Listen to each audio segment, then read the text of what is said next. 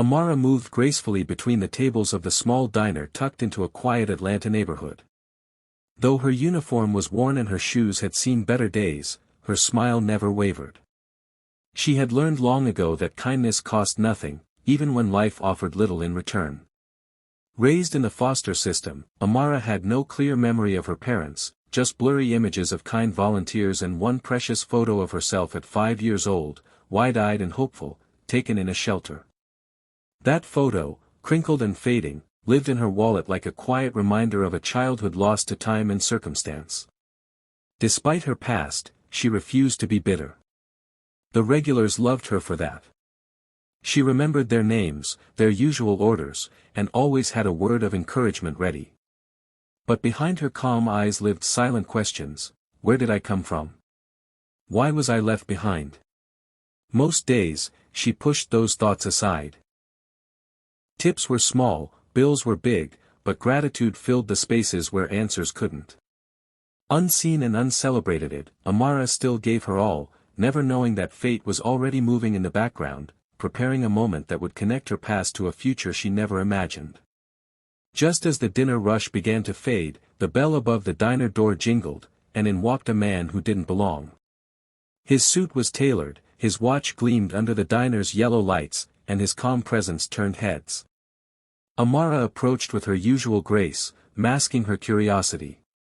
He introduced himself as Mr. Langston, a tech entrepreneur back in Atlanta after years away. He scanned the menu politely but asked her, "What's good here?" Amara chuckled and recommended the pecan pie, saying, "It tastes like someone's grandma made it."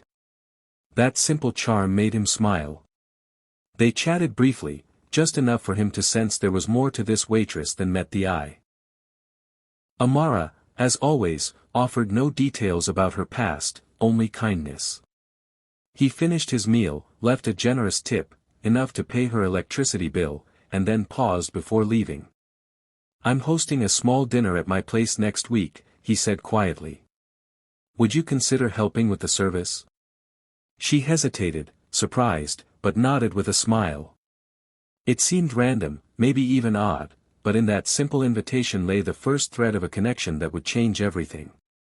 Neither of them knew how deep that thread would run.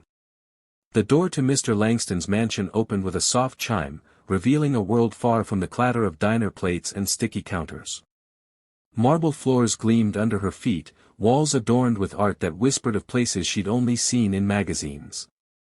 Amara balanced the catering tray carefully, trying not to stare, until her eyes landed on a small shelf near the fireplace, and everything inside her stilled.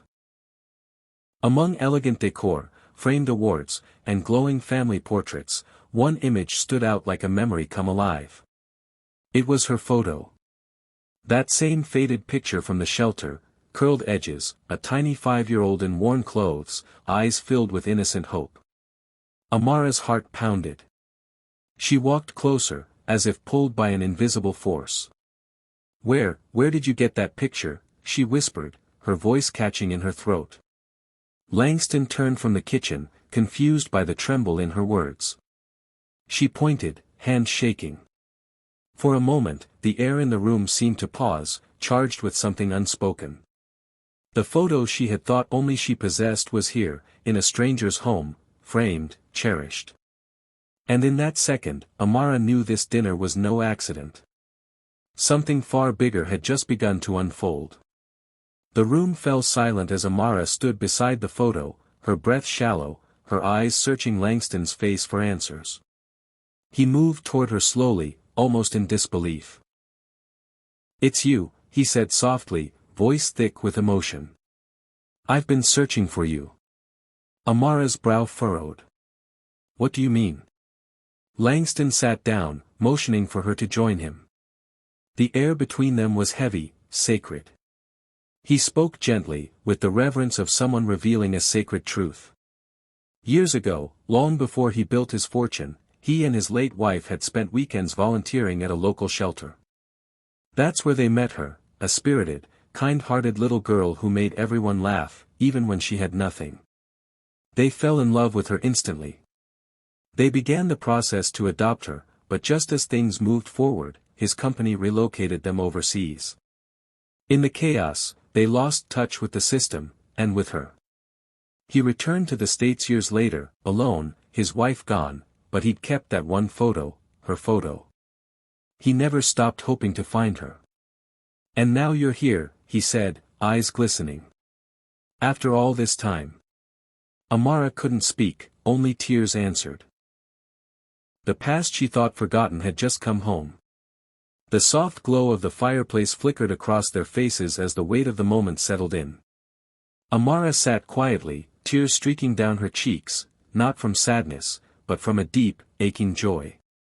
For so long, she'd moved through life feeling unseen, like a forgotten note in a long-lost song. But tonight, that note was heard again. Langston looked at her not as a waitress or a stranger, but as someone he had once loved like a daughter. And still did. He didn't speak in grand gestures or promises, only heartfelt truths. "You were never forgotten," he said. "Not for a single day." They shared stories over warm food he'd cooked himself, a simple meal that felt like a feast of memory and meaning. Laughter broke through tears, and in that quiet living room, something unspoken yet powerful passed between them. For Amara, this wasn't just about a photo or a reunion, it was proof that kindness, no matter how small, leaves a lasting mark. Years ago, love had tried to find her. And now, through a twist of fate and a tray of pie, it finally had. The circle had closed. And in its place, a new chapter of belonging had begun.